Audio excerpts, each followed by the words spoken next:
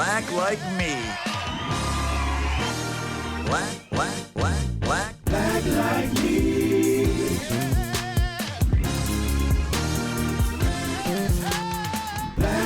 me.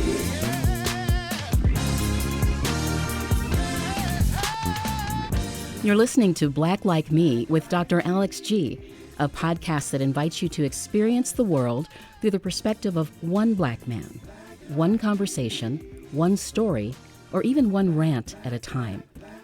Here's Dr. G.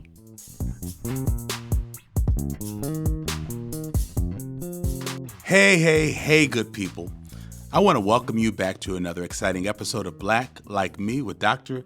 Alex G. I am loving season 11. We are acting like grown folks over here. We have over 200 episodes that are up and running where I'm just talking to some of the most interesting people in my orbit about their work, their lives, and what they're doing to enhance lives, Black people, personally and professionally. And today I'm having a friend, a colleague, a guest back on the show, and her name is Joy Bailey-Bryant. She is the she is the U.S. president of Lord Cultural Resources. We're going to talk about that some more. There might be some exciting changes on the horizon, but just a little bit about her and her company. Lord Cultural Resources was founded by Gail and Barry Lord in 1981, and it grew into the world's most impactful cultural planning firm focused on museums, cultural districts, and the creative economy. With offices in Toronto, New York, Los Angeles, Madrid, and Mumbai, Lord Cultural Resources has helped create places, spaces, and experiences in over 2,700 projects in 57 countries and 450 cities. Baily-Bryant specializes in engaging municipalities on cultural initiatives and is a proponent of culturally specific museums that empower people of color to share their narratives. She's also she champions inclusivity and diversity within cultural institutions. Some of her notable projects include the Smithsonian's National Museum on African American History and Culture, WOW, where she engages with over 1,000 stakeholders, and the National September 11th Memorial and Museum, WOW. And she's also led the expansion of the Albany Civil Rights Institute. Her extensive client list features institutions like the New York Public Library, Schomburg Center of Research in Black Culture, and the New York Botanical Garden.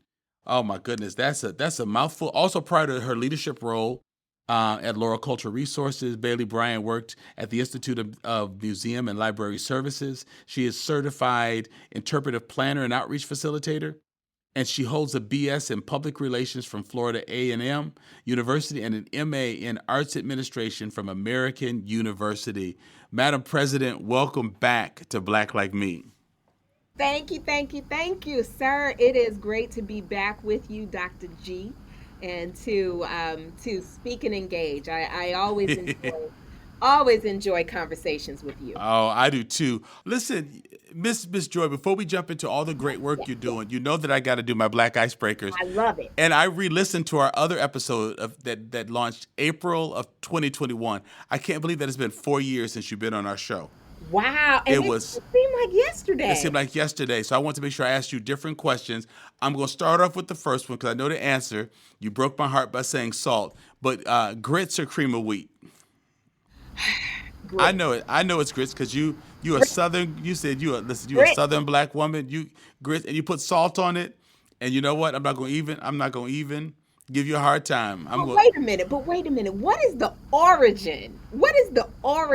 Of your not salt? I mean, what is the origin?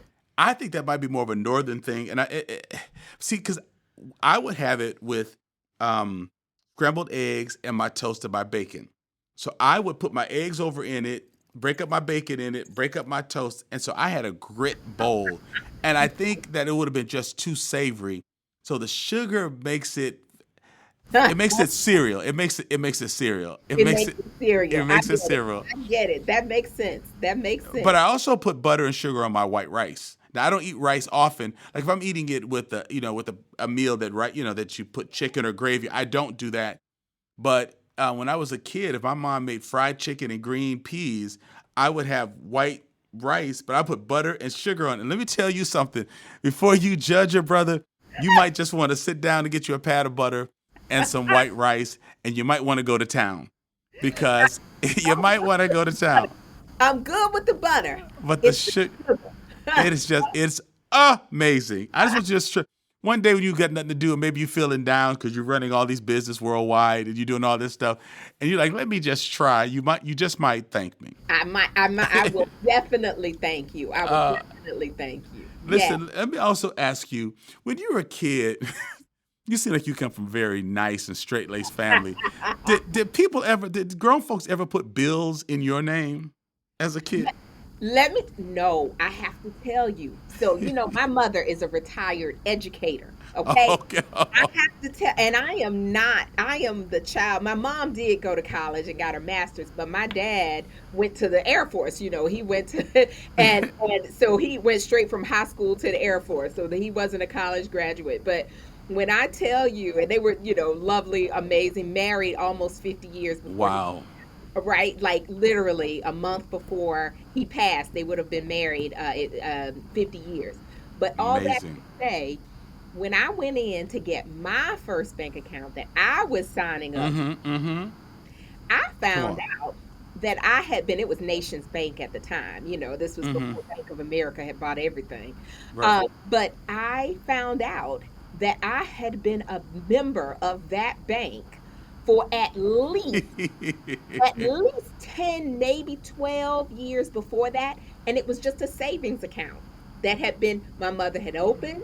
And so that actually gave me a good credit history. So I was See, the opposite. you were the opposite. Nobody opened up a phone in your name, but they opened up Nobody a opened savings up account. they opened up a Okay. savings account. So I have to say that was a good example that Oh, I had to. But my mother said to me, "Well, now you had a good example. What you gonna do for your children?" oh, she's an educator. She's going to use it as a teachable moment. She used it as a teachable Teachable moment. moment. So yes, yes, yes. Did you have play cousins growing up? People you didn't know were your cousins until you like got to a funeral service and didn't see their names in the. So I have a million aunts and uncles. Like, and look, they're my cousins. They were my play cousins. I didn't Right. even know. And yes, that's when you find out. Oh, I thought that was your sister or your what? No. No, no. And especially because all my mom's teacher friends, Oh, of and course. and she had been either working with them or grew up with them. Being from Atlanta, it's a big, huge grouping of educators and just people in the community, black people in the community who are there for you and there for the community. So So I you have had them. tons of cousins and aunts and uncles. They And yeah, no, we didn't share any DNA, but yeah, were family. we were family. We were family. Madam President, what does it mean if someone is eating a dish that you prepared and they say, Joy, you put your foot in this? Well, it's good. That's good. It is not an insult then. It Oh is no, no. That means you put your whole foot in there. Not a part. Put You your whole foot to whole see. foot. Oh. If someone's having a conversation with you and you make a statement and they say, girl, you ain't never lied. What does that mean? You telling the truth, and that is all in you. You ain't never lied. I know exactly what you're saying. As a friend of mine would say, how people say, I understand. Yes. I overstand. Okay. Over. I So, overstand. so you ain't never lied means, I know exactly what you're talking. No more needs to be said. No I more. love this. And then my last one is when someone says, I got to go to the salon on Friday to get my butter whipped. What does it mean to whip one's butter? No, we don't say that here. So we don't say that here. But it's so funny you should say that, because what was the first thing I said to you when we got on this? You have to go get your hair rebraided on Friday. I was thinking, it was one of my questions already written up. I was like, oh, she's getting her butter whipped on Friday. But I'm gonna use that, my butter whipped. I have now that is because also I got to tell you, I have reached I'm not going to say an age. I think maybe I'm just having different conversations with people. So I notice I'm not up on the best slang. But Yes, yes. do you feel that you are keeping Hmm. up with everything that's going on in the slang? No, no, no, no. They're saying things, and I'm in a college town, so people like snapping their fingers when you say certain stuff. I'm like, wait, Yes, what? They're not clapping or saying amen. They snapping, and I feel like I'm back in the 1960s beatnik yes, moment or something. I saw them do that on Gulliver's Trials or Gilligan's Island or something. yes. I got one for you. Do Yes, you ma'am. know what Delulu? Delulu. No, no. Use it. I feel like I'm in the scripts. I don't Spelling. Use know. it in a sentence, please. I'm in my Delulu moment. D- Delusional. I'm dreaming. I'm trying not to come into reality. I'm not listening Yes, to Fox yes, Radio right now. yes, yes. Oh, yeah, Is really, it? Is really. it really? It is absolutely that. Delulu is, and it's a positive term where you are saying that I'm in my delusional moment. I am imagining the best. I am imagining that this is going to be this delusion is the best that I could imagine. So This don't bring me anything else. don't bring me no bad news. That's what Miss Eveline said in the Wiz. That's right. Don't nobody bring me Don't no bad bring me news. no bad news. I'm in my Delulu moment. Oh my goodness. Delulu. I love that. I love it. Well, listen, Mhm. let me talk to you a little bit about your work. You know, I've just been enthralled with your work ever since we first connected. For folks who don't know, I'm building a center for Black excellence in culture in Madison, Wisconsin. We've just raised all the money that we need to construct it. Thank Every penny we God. need. No debt. No debt. Did you hear me say no God. debt? I ain't never lied. No debt. I'm in my Delulu. Um, Right. uh, That's right. You are in your and congratulations. thank you, because you remember when we hadn't even started raising money Absolutely. yet. We have raised $33 million so that we have the whole building is paid off and the first year of funding. That is fantastic. So thank you, Lord. You know I'm so Thank so you. grateful. But Yes. I got my organization was introduced to Miss Joy Bailey-Bryant and her organization, Lord Cultural Resources, because we wanted to work with a black principal, a black owner, a black executive who actually worked to complete our business plan because we heard what she and her organization had done with the Smithsonian and other places. And so this is how we actually met. We started working, and I loved her interest in culture and an organization that's set up to put business plans together around these cultures. And so now I'm circling back after all these years. You were on here 4 years ago. We met about 2 years before that. And now your role has changed. You've been promoted because you were our contact. You were the U.S. rep. What is your title now, That's right. Now, Madam President? I am Madam President, but instead of president of the U.S. company, I'm president and managing partner of the entire company of all Worldwide. worldwide Lord Cultural Resources. So we're talking about like Mumbai. We're talking about Los Angeles, Oh, Toronto, Madrid, France, every piece. everywhere you want to be. Hanover, Germany. Come on. You told them to hand over Germany. Han, Hanover. Okay. In Hanover. Yeah. No. Now that took place when and what? How long ago? So in 20, so this is an interesting story. In 2023, 2020 is 2025. So in 2023, Mm-hmm. we purchased, myself and two other partners bought into partnership at Lord Cultural Resources. So you read in the bio that Lord Cultural Resources was founded by Gail and Barry Lord in Right. 1991. And so Gail Lord decided as her succession plan that she wanted to sell the majority of her company to employees Mm-hmm. Mm-hmm. and she selected three people, including myself. And so Wow. yes, it was huge. It was a very and one thing I always have to note is that Gail didn't just decide that in 2023. She didn't just decide that in 2020. She verbalized around 2017 that Wow. that was what she wanted, and she was intentional, and she met with me on a weekly basis, and it was more than a mentorship. She was what people call, it's more of a sponsorship, Mm-hmm. and it's one of those things where people say, I am advocating for you and the work that you do, and I'll continue to do so. And so she did that for many years, and she still does. We still have conversations and move forward. But that process happened in 2023. And I can I give you some new information? Can I Please, please, scoop it here, scoop it here. You heard it here, folks. You heard it here first, folks. So we were approached very soon after this, after the sale of the company, or the partnership happened. We were actually approached by a much larger French company to purchase Mm. a portion of our company, of Lord Cultural Resources.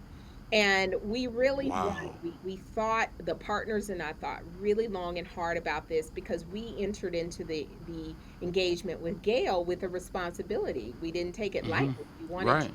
take on this company and take it to the next level. And we had all these visions and plans, and had done a full strategic plan ourselves for the company. Mm-hmm. But when this company came, we said, you know what? This is not a departure from our strategic plan or from our vision for the future. This actually helps us to get there faster. We had a 10-year plan, Sure. and we said we want to get, internationally, we want to reach as many communities as possible and help all these communities to tell their stories. We don't want to get in there and tell the story. We want to help them to tell the story. Right. That's the work that we do. And we recognize that by partnering with this much larger publicly traded French company, Mm. the Chargeur Museum Studio, CMS, by partnering with them, we are able to reach more people worldwide than we would have been able to do just as we were building up, kind of more methodically. So, Congratulations. yes, so that has gone through. So that is Wow. partnership. Absolutely. Congratulations. And Thank and you. so that means you're in way more countries than you were before. So like what are some of the new countries or areas that have been added to the Vietnam. Vietnam? Wow. Vietnam. That is a country I think I didn't have, and I'm trivializing it by saying this. I don't mean to, but I just didn't have Vietnam on my bingo card, Right, right? right. Really, I really had not, but it is a thriving cultural space, and they are really developing their cultural developments even more. I mean, we And their stories too, I'm sure. Their Oh own my goodness. story. Their stories are so powerful. We were working in India, right? We were working in Mm-hmm. so many provinces in India, but we had never thought about Vietnam, or what the possibilities might be there. So that's one country that we're really getting into more. Mm-hmm. Mm-hmm. On the European end, we're we're in places like the Netherlands, which just to be honest, we hadn't really worked in the Netherlands before, but now we're working in Amsterdam quite steadily. So it's just really eye-opening and interesting, and just It's fantastic. amazing. Yeah. Amazing, amazing. I am first of all, congratulations. Thank you. That is really amazing. We're going to put the link to the new organization in the podcast notes so people can check out Yes. your branch of this, but also the overall organization. But I just think it's fascinating that a love for culture has developed you into an international businesswoman. It's given you this platform to do this, and I just think that's so intriguing. Thank you for saying that. And I do, it's so interesting to me. I had no idea where this interest, this curiosity Mm-hmm. would take me in the world. And there's always a fear that you're not going to be able to really succeed in the spaces that we're all trained. We are the hopes and dreams of our ancestors. Right, We right. absolutely are, and we own that. And I'm super proud of that. And so one of the things that I've always been a little trepidatious of was, okay, am I going to answer that call? How am I continuing to answer that call? And I've always been clear that it's not about money. I like the stuff. Mm-hmm. Mm-hmm. You know, Sure, you ain't never lied. you know, but it's not about money. So with that understood, it is about passion and about making sure that the work you're doing is, you know, that it's changing the world, Sure, making sure. some impact. And so, you know, it's just it's really heartening to be able to work with people like yourself. Um, Mm-hmm. you know, just to know that in Madison, Wisconsin, there is a space that is all Yes. about Black excellence Yes, ma'am. and that is moving forward our stories in the high quality ways that your center is doing and will be doing. Like that's the kind of thing that just makes all the difference to me. That's where it's just a it's that difference, and I'm really excited and just so pleased.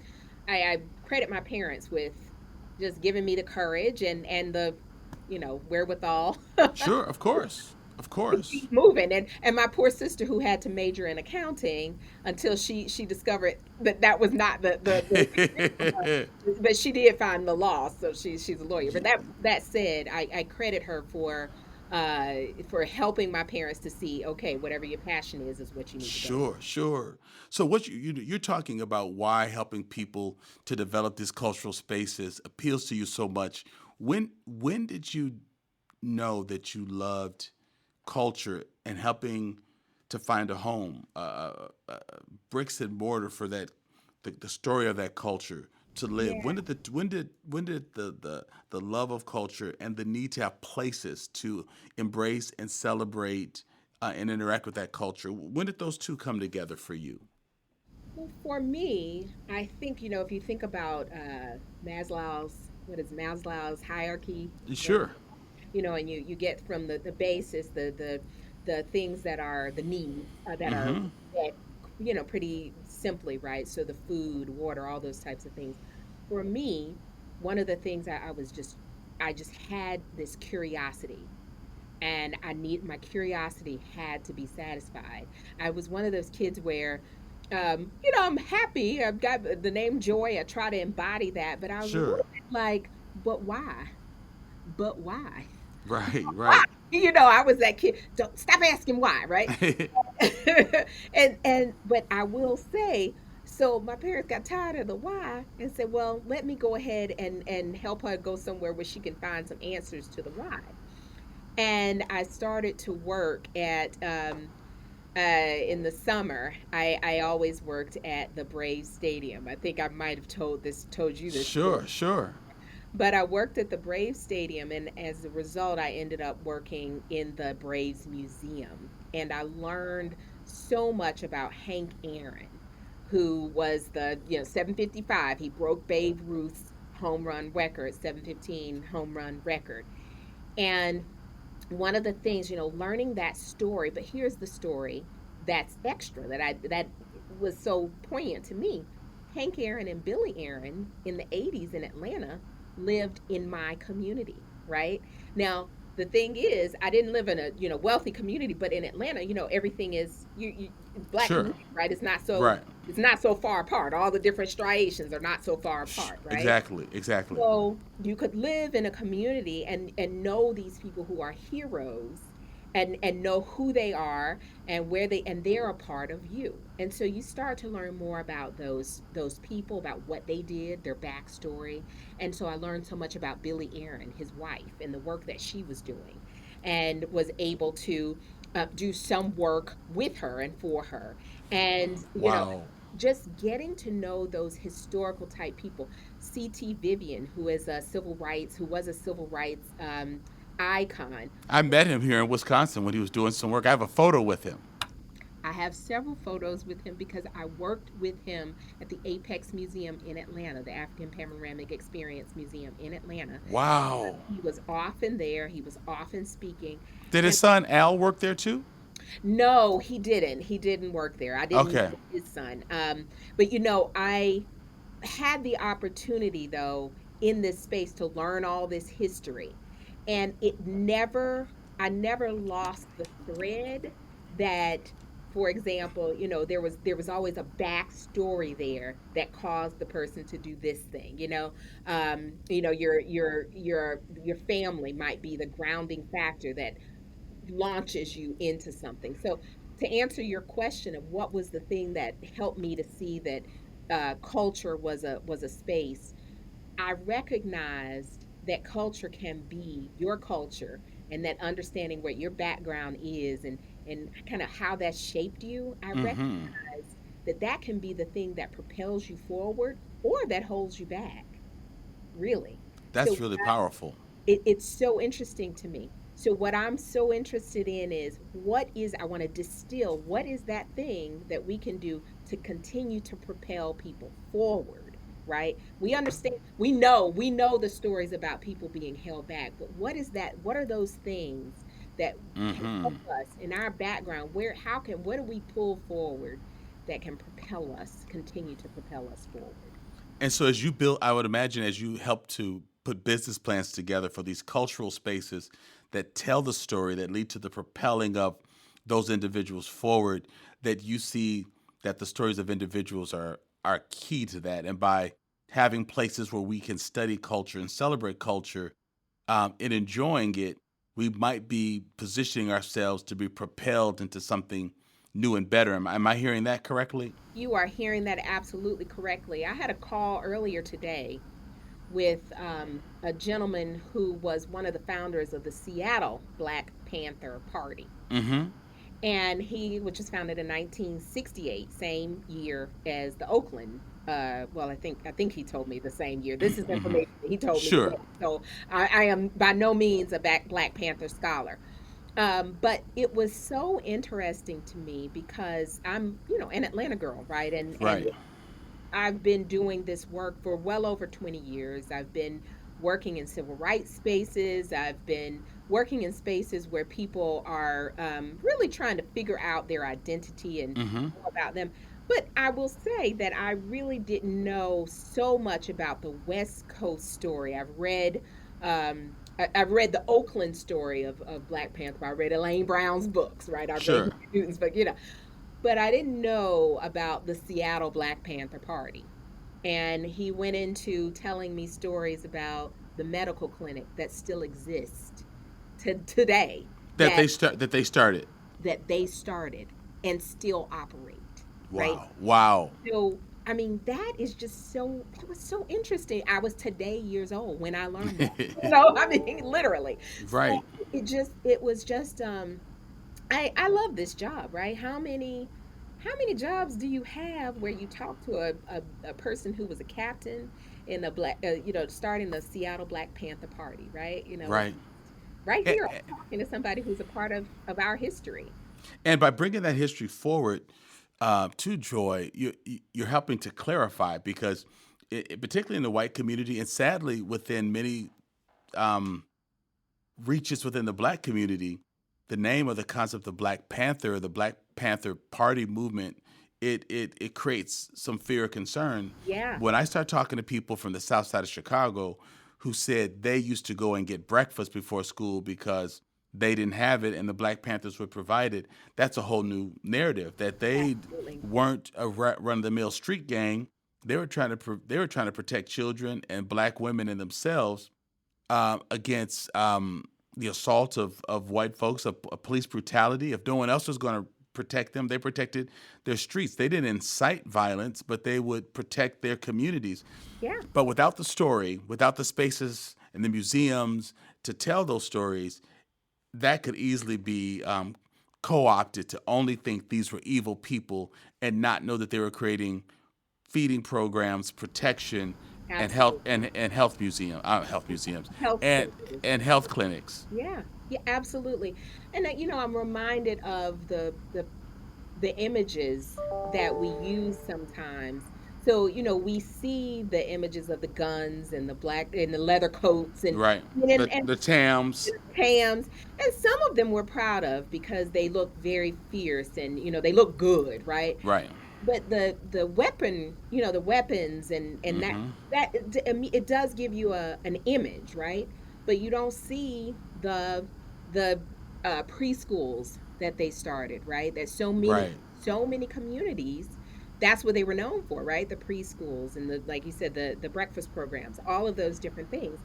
So it's not just any one thing. It's all of those things. Those were the Black Panther Party and other um, kind of power moves within the Black community that were co-opted and images put out that Right. Right. that made it look like, these are thugs. Right. And let me fast forward to I went to Florida A&M University. Yes. Yes. I'm always Congratulations. Yes. always a rattler. And I do remember we had a thing. I was a public relations major, and we had something called journalism colloquium in School of Journalism. And at the time, this is going so far back, there was a Vibe magazine. If you remember Vibe I magazine. do. I do. So on the cover of Vibe magazine one year, this is before Malad, but there was a picture, and it was like an all black cover, and it was the faces of like Suge Knight and Biggie and maybe Tupac. I mean, it was just before the East West Coast and everybody, and they clean shaved. They looked good. They looked prosperous. They looked positive. The same month, there was a cover that had the same three people on. Tupac had like the braids, Mm-hmm. kind of looked a little like childish, kind Mm-hmm. of Mm-hmm. childish. And I will remember that the editor of Vibe came up, Keith Clinkscales, that was his name, I was trying to remember, came to speak to us, and he had the two covers, and he said, these are the same people. Look at, the way that they're portrayed in this, majority white media, Right. black media. And it was a very stark image for me that I always carry when I'm looking at I'm looking at text panels, if I'm trying to review any presentations for clients, I'm making sure that I'm bringing that perspective. What are the images that we're putting Mm-hmm. forward that are going to show whoever it is in the best light?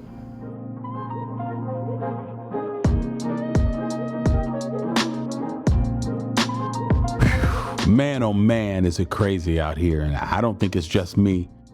Look, it's 2025. Trump is back in office, and some days it seems as if the sky is falling.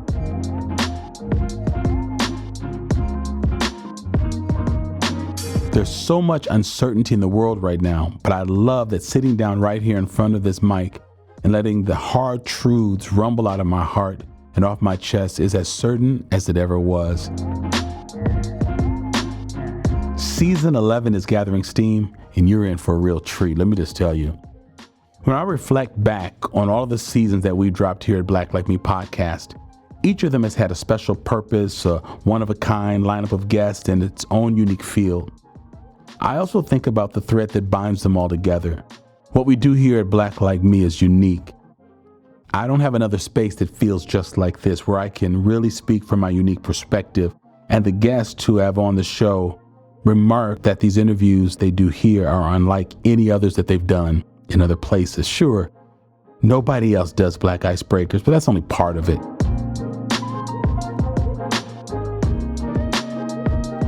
We have created a truly unique space here where honest conversations about the thoughts, the ideas, the policies that affect Black people and that Black people care deeply about. And you know what? It isn't easy. And I don't do this all alone. I have an incredible team that has steadily grown over the years, and each person that joins adds another asset to what we can do here. And all of you that support us on Patreon, my people, my people, my people. We simply would not be able to do what we do or get what we have gotten without you.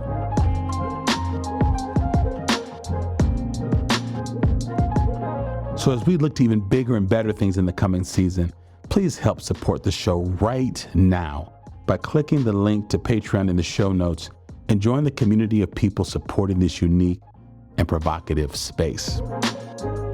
In the world that we're living in, where there's so much attack on our perspectives, our history, our bodies, and our lives and contributions, aren't you glad you have a place where you can still hear powerful, exhilarating, intellectual Black thought like you do, I enjoy it.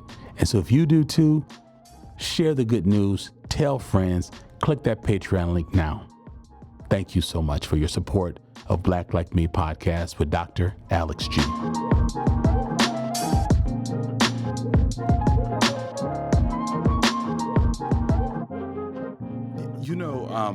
Joy, one of the ways in which our programming and programming ideas have evolved since we first connected is that I'm establishing some strategic partnerships with key departments within the University of Wisconsin, Madison. It's just 2 miles up the street from us, on the same street. And that's my alma mater. Met my wife there, my sister went there, my daughter, my mom went there.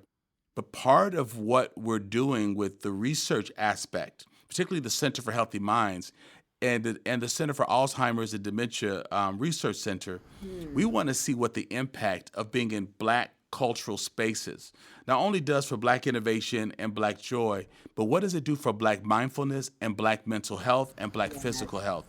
And so those images that you are talking about between how we were portrayed in the white media and the Black media, we're understanding that being in spaces where those images are truthful and they are positive, and we learn from the stories of these individuals, and we are inspired, and we get to celebrate unapologetic Blackness. We are proposing that it actually adds to our life. And the reason why the lifespan of Black men and white men and Black women and white women are different, that the white counterparts have a longer lifespan, we think it's because they're in spaces where they're not fighting so hard, they're not dealing to have a place at the table, they're not dealing with racial battle fatigue, that having a preponderance of their culture and having it represented actually gives them a sense of ease and a sense of belonging that doesn't weigh so hard on their bodies. And so not only are we looking at creating space at our center to have this cultural space, but we want to use scientific research to prove the impact it has on the life expectancy, the brain health, the mental health, and just the joy and innovation of Black people. I think culture is so important that we want to measure the impact of it on Black people. I think that is so smart and so important and needed. The idea it's not an idea, it's something we know. We know. To have data makes all the difference in the world, because it is it is often when we talk about funders and we're talking about, they say, oh, well, where's the data? Okay. Yes. Well, let's get it. Let's go ahead. I am sure we can find it. Yes, Okay? yes, because it's needed. I love your story about working for the Braves Museum, and we have that connection because Hank Aaron's actually played for Milwaukee before coming to Atlanta. Yeah, so we want to help to tell. I would love to tell part of his story in our center. In fact, it is in there. But how unique is it for a Black woman, a Black American woman, to be at the helm of such a huge cultural conglomerate? When you go to meetings and gatherings with your peers and executives, how trailblazing are you? Well, I love that you're calling me that. I will own that. Own it. When I tell you that I walk into spaces sometimes, and I am the only one. Sure. I might be the only person of color, right? Mm-hmm. I think I told you years ago, I remember working in the city of Nashville, Tennessee, Mm-hmm. and going to a meeting with the governor.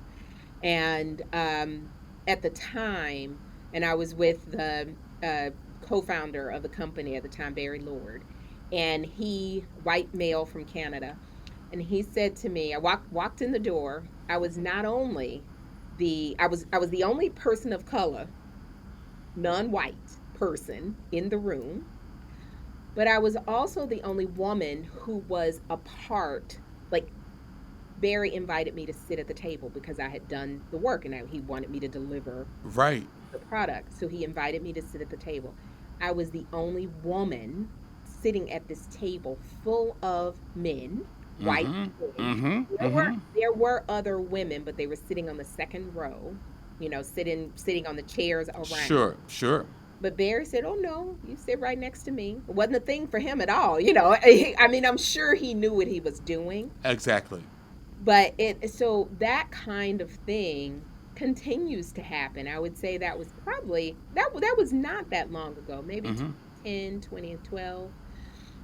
But it continues to happen in in different spaces, and when you go internationally, right?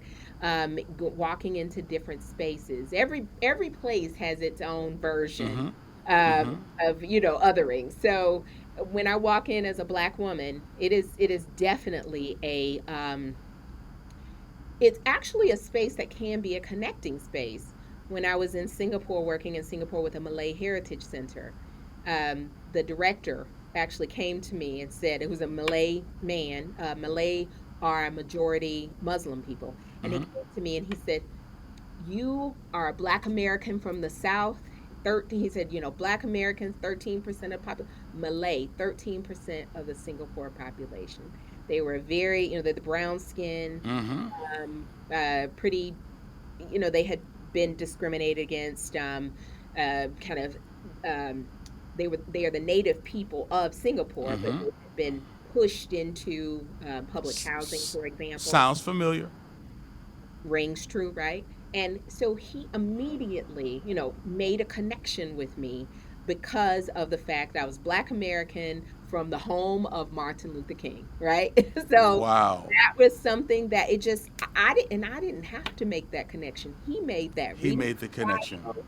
He made the connection, and we immediately. So I will say that sometimes it's an uphill climb, but sometimes there's just opportunities that present themselves that I didn't create that opportunity. It Mm-hmm. happened. It was a greatness because of my background. Mm-hmm. I Yeah. love it. Um, what challenges does the current political reality present for your industry? Particularly, well, we don't even have to go into the details where certainly Black history and contributions are being threatened, and it seems like this might be a pattern for other kinds of things. But I'm curious because so much of your work is international. Those places, the Netherlands and Yeah. Paris is not under the influence of the American political government. But here in the U.S., is there a concern that the turn against the celebration of Black culture and Black literature and Black history? I'm just curious if that causes concern in your line of work with you and your staff. Well, you read my bio out loud that I worked for 2 years on the National Museum of African American History and Culture, Right, right. Smithsonian's National Yes, Museum of yes. African American History and Culture, and it is the great pride of this country. It Yes. is one of the most visited museums in the world, and definitely one of the most visited Smithsonian museums. And this morning, the announcement was made that the Smithsonian was going, that the federal government was going to be evaluating the exhibitions at the Smithsonian museums That uh, breaks my heart. biased language. And so, you read those articles, and the first thing you feel is fear. Mm-hmm.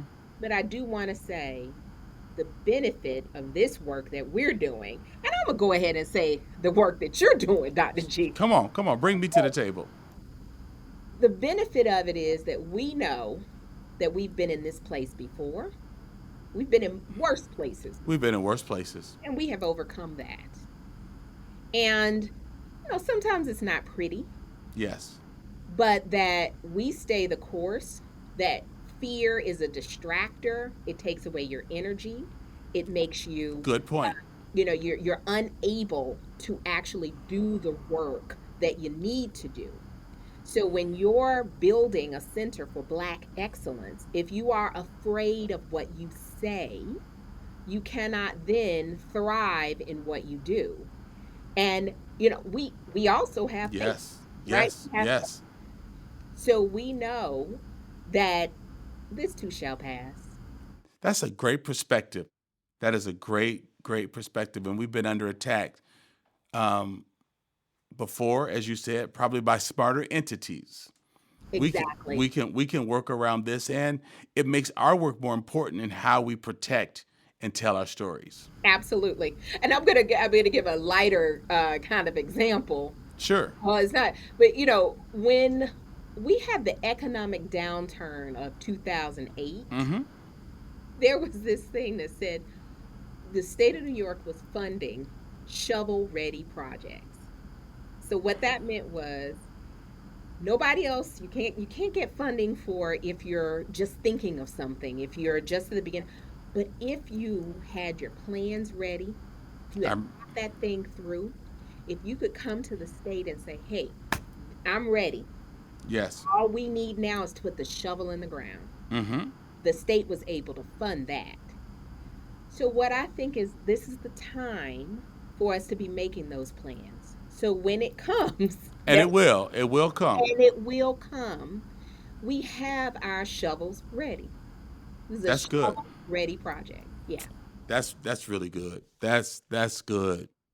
Um, you know, I don't know if you hear this from in your line of work, but sometimes people will say to me, um, you know, Dr. G, it's not until you talk about culture and Black culture that we begin to think about divisiveness. So really, you're creating it by talking about a Black culture. Like, why can't we all just be American? I'm curious because your work is so much about helping people, Malay people, folks in the Netherlands, folks in the U.S., Canada, tell their story. Do you have a response when people say, why are we even focusing on these specific cultures? Why aren't we just focusing on being North American or European or people or the human race? I'm just curious if you have a response when people say your work does business plans for things like this, the Black History Museum, that's really setting things back rather than making things better.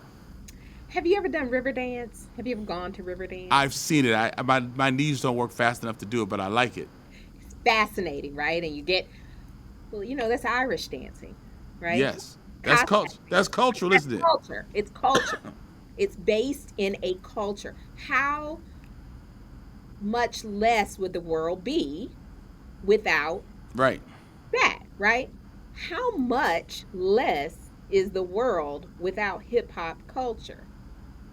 How right. much less is the world if we're not able to talk about what's happening in our communities and how our communities come together? How the Puerto Ricans moving to East Harlem and the mix with the African Americans who were coming from the South living in Harlem, and what that amounts to, and the different cultures coming together, and the foods they created, the stories they created, the businesses they The founded, families they created. the families they created. It's the story of America. Yes.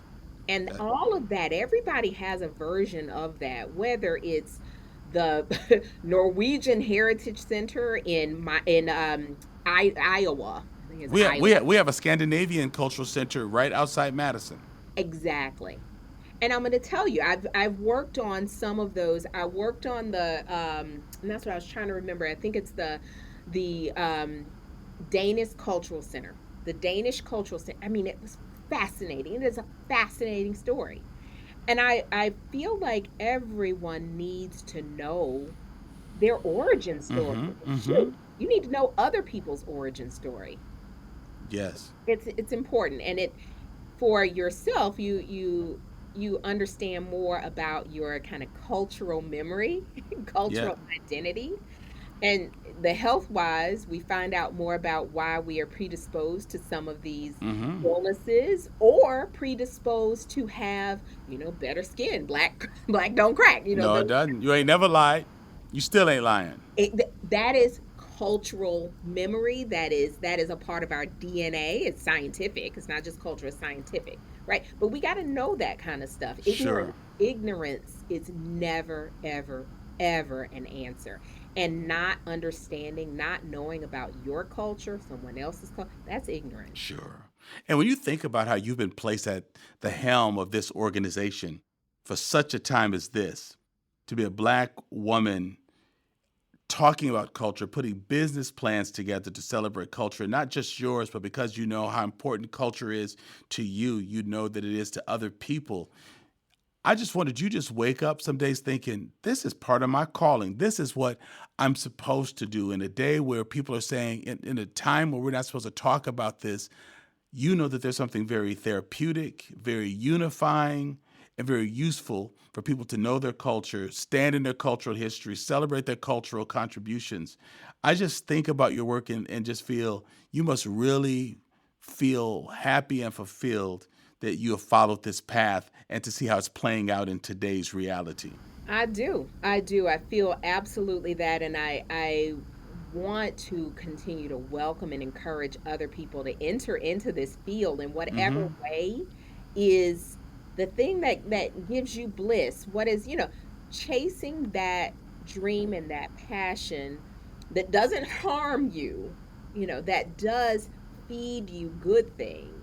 That is what I want to encourage more people to get into this space because it is the ultimate curiosity. I saw Nicole Hannah Jones Hmm. on Instagram. She did an ad almost for her classes at Howard. She said, if you are that girlfriend who, if your friend says they're going to go on a date with a guy, you come back with a 30-page dossier on who he is, where he's been, who he was dating. If you are that person, you need to be in my investigative journalism course. Mm. I said, you know what? If you are that person, in my mind, if you are that person who is curious about your family story, curious Yes. about why your people ended up in this place today, why your people are growing potatoes in this particular region, that you need to get into my business. That is, you need to be in this cultural business. I love it. I just thought when I saw her, I said, that will preach. That it sounded just like a sermon where they put that out. I love that. Uh-huh. She I said, love it. to be in my investigative journalism course. I You said, need to be in here. uh-huh. In this work, in this time, what are you doing for self care? What does that look like, Madam President, For for you for self care? What does that look like? We just got back, my family and I just got back from a fantastic vacation with our family, four families together, Wow, in the Outer Banks. We rent a house and we are there. My children are with their big cousins I and love it. they just follow behind them and we sit on the beach or we go out on the boat and we just relax. Mm-hmm. Mm-hmm. Relax and we reconnect with one another. We talk about what's happening in our world, and so we do that. And I'm finding a need. That's a formal version. We do that Sure. once a year. But I am finding. I will tell you, I'm not all sweetness. A lot. I am finding a need to more often take that real break. Exactly. I hear you. To take a day. I was in Atlanta with my sister, and we just took a day. We went to a museum, just walked around. We took it in. Then we went and got ice cream. You know what I mean? Just Sure. taking a break because this time is so much. And I'll just add this one part. My children are 8 and 10, Mm-hmm.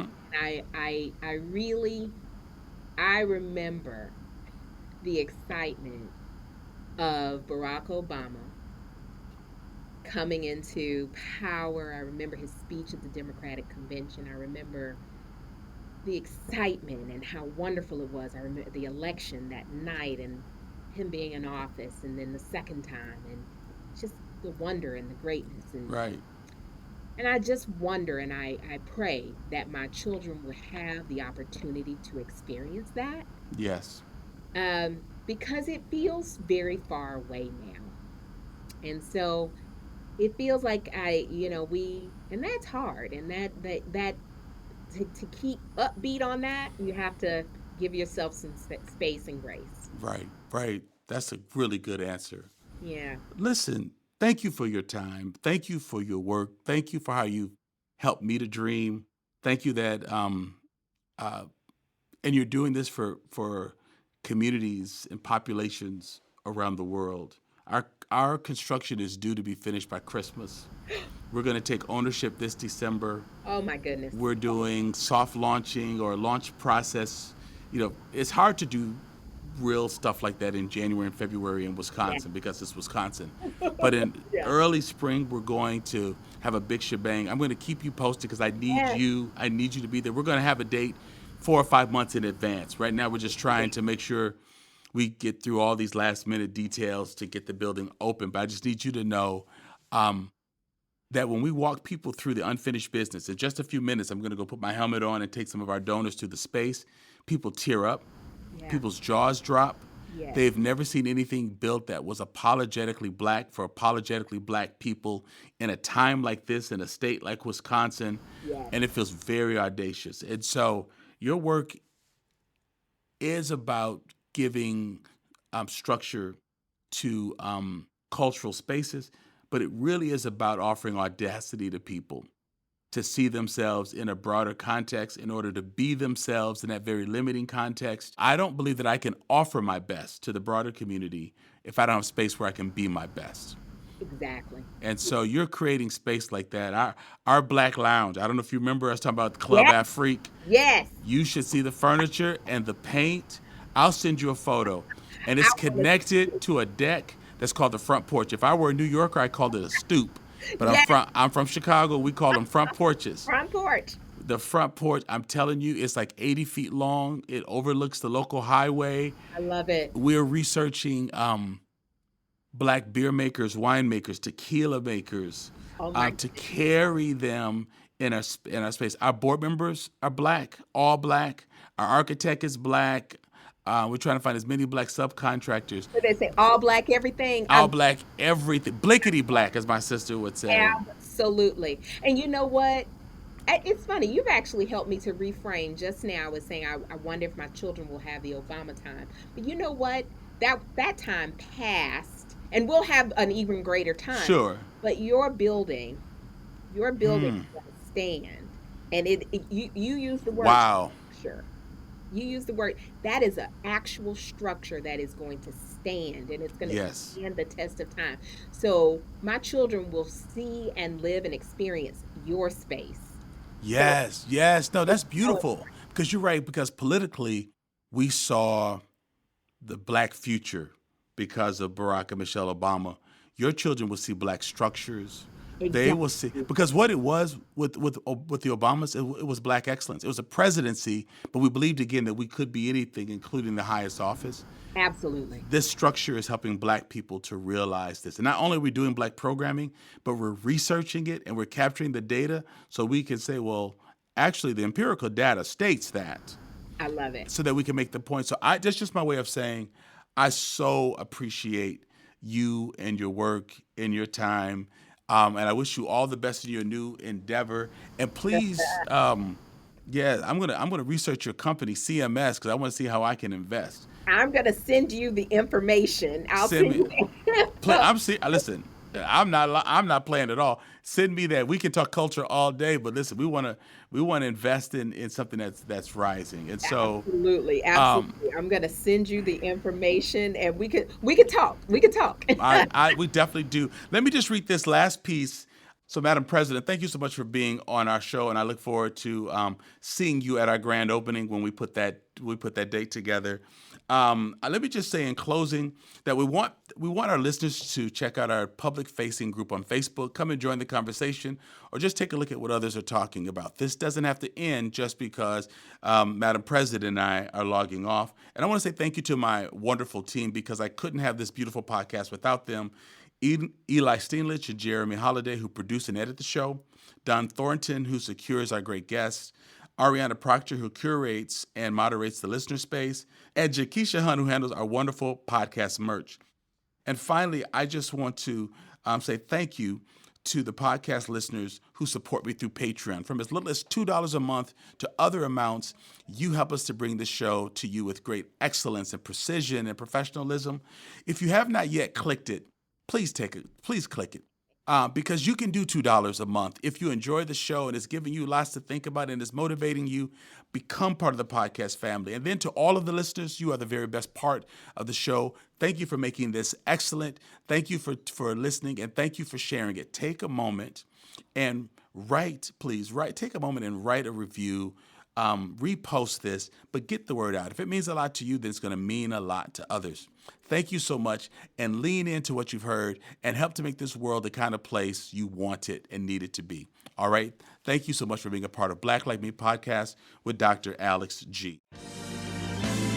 Black like me. Black like me.